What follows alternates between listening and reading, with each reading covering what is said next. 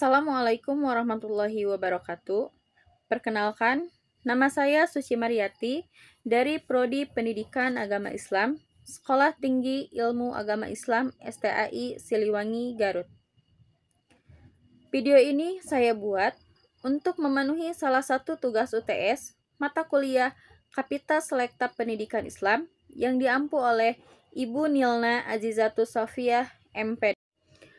Pada kesempatan kali ini, saya akan mempresentasikan analisis kasus mengenai menurunnya minat membaca Al-Quran dengan fokus pembahasan tentang faktor penyebab dan strategi peningkatannya.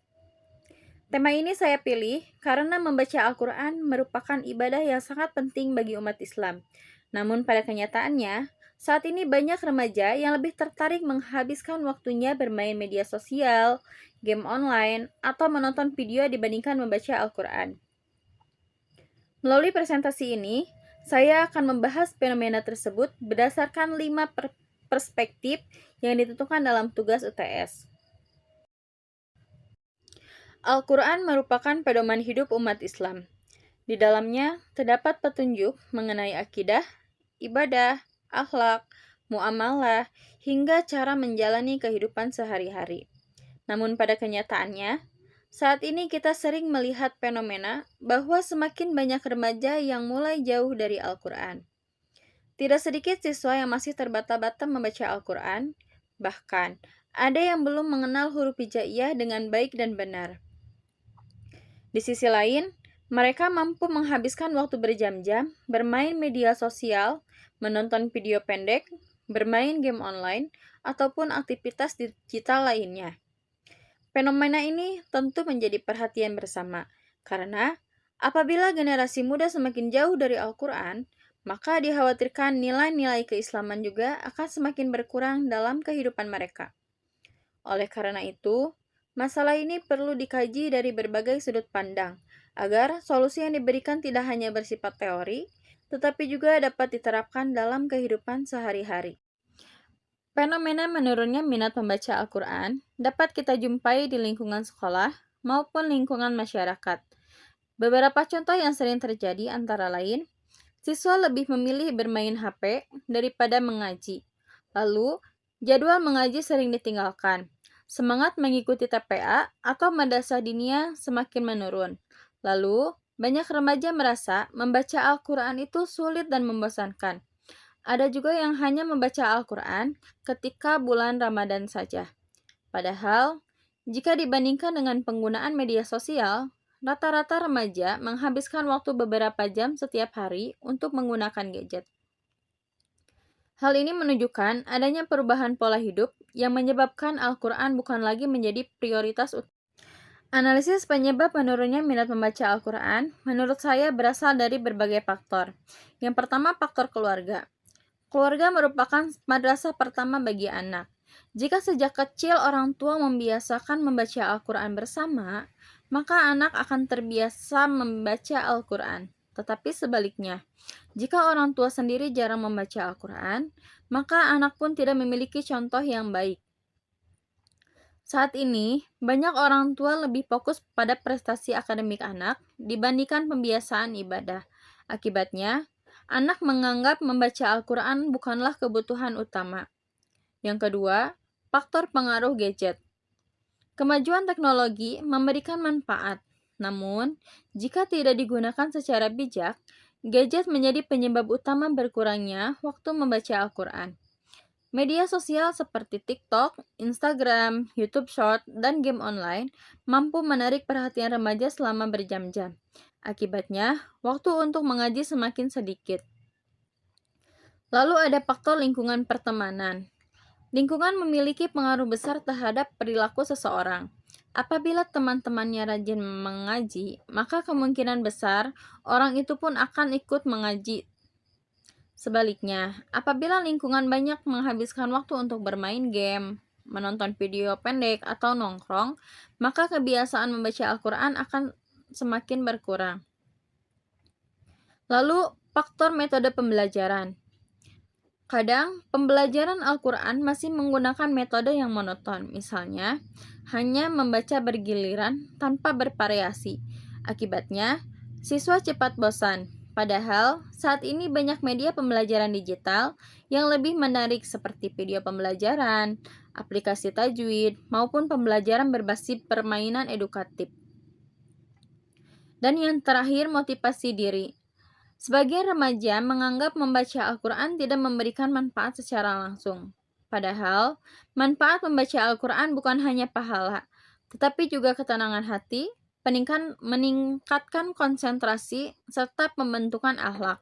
Kurangnya pemahaman mengenai manfaat tersebut menyebabkan motivasi membaca menjadi dampak. Permasalahannya, jika kondisi ini terus dibiarkan, maka akan muncul berbagai dampak. Di antaranya, kemampuan membaca Al-Quran semakin menurun, banyak generasi muda yang kurang memahami isi kandungan Al-Quran, lalu akhlak remaja menjadi lebih mudah dipengaruhi budaya negatif, ibadah menjadi kurang berkualitas karena masih banyak bacaan salat yang berasal dari ayat Al-Quran, muncul krisis karakter karena jauh dari nilai-nilai Al-Quran. Solusi berdasarkan 5 sudut pandang. Yang pertama, perspektif Al-Quran dan hadis. Allah Subhanahu wa Ta'ala berfirman dalam Quran Surat Al-Alaq ayat 1 yang artinya, "Bacalah dengan nama Tuhanmu yang menciptakan." Ayat ini menunjukkan bahwa membaca merupakan perintah pertama dalam Islam. Kemudian, dalam Quran lain, Surat Al-Mujammil ayat 4, Allah berfirman, "Dan bacalah Al-Quran dengan tartil." Selain itu, Rasulullah SAW bersabda, "Sebaik-baik kalian adalah orang yang belajar Al-Quran dan mengajarkannya." Melalui ayat dan hadis tersebut, dapat dipahami bahwa membaca Al-Quran bukan hanya ibadah, tetapi juga kewajiban bagi setiap muslim. Strategi yang dapat dilakukan adalah membiasakan membaca Al-Quran setiap hari, walaupun hanya beberapa ayat. Yang terpenting adalah istiqomah. Yang kedua, perspektif pendidikan Islam. Dalam pendidikan Islam, tujuan pendidikan bukan hanya mencerdaskan akal, tetapi juga membentuk akhlak. Guru PAI memiliki peran penting dalam menumbuhkan kecintaan terhadap Al-Quran.